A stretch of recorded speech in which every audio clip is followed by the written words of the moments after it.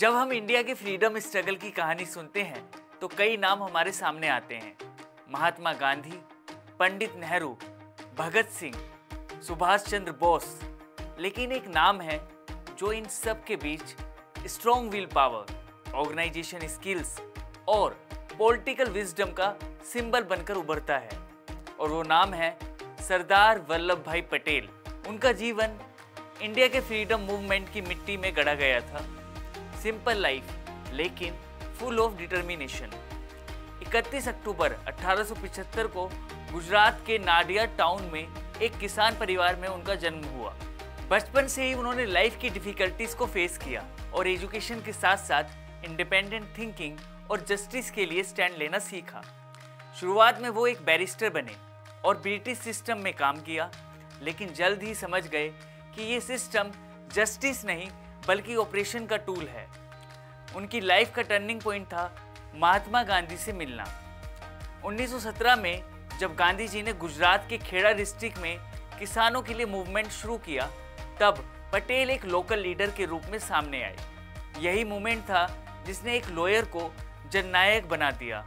1918 का खेड़ा सत्याग्रह पटेल का पहला बड़ा पॉलिटिकल कैंपेन था। किसान अकाल से जूझ रहे थे, लेकिन ब्रिटिश गवर्नमेंट टैक्स माफ करने को तैयार नहीं थी। गांधी जी ने मार्गदर्शन किया, लेकिन ग्राउंड पर लीडरशिप पटेल ने ली। उन्होंने गांव-गांव जाकर किसानों को ऑर्गेनाइज किया, उन्हें फेयरलेस बनाया और नॉन वायलेंट रेजिस्टेंस की स्पिरिट दी। आखिरकार ब्रिटिश सरकार को झुकना पड़ा, टैक्स माफ हुआ, और ये जीत सिर्फ टैक्स की नहीं थी बल्कि जनशक्ति की ऑर्गेनाइज्ड पावर की जीत थी।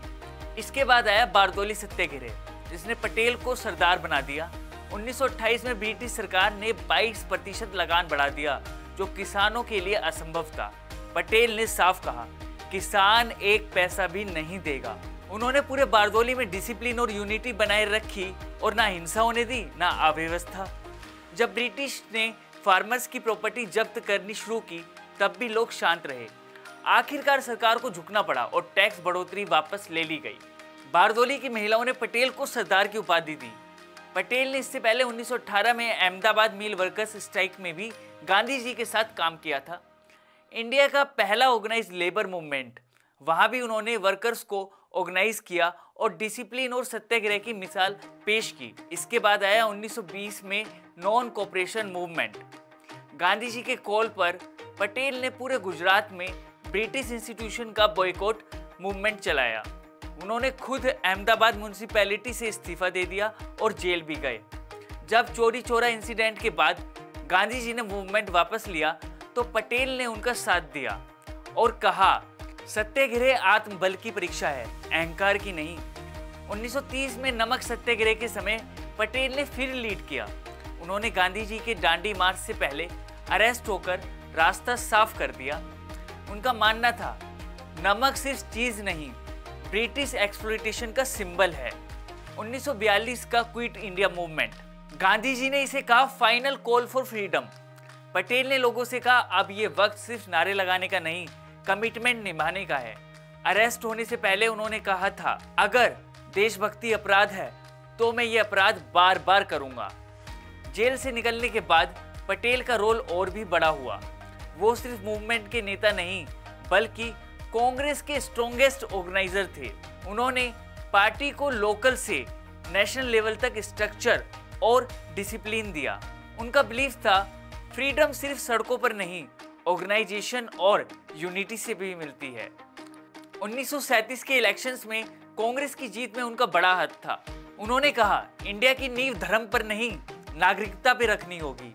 वो मुस्लिम लीग की कम्युनल पॉलिटिक्स के खिलाफ थे, लेकिन हिंदू मुस्लिम यूनिटी के समर्थक। खेड़ा और बारदौली दोनों आंदोलन में मुस्लिम फार्मर्स और ट्रेडर्स भी बराबर शामिल थे।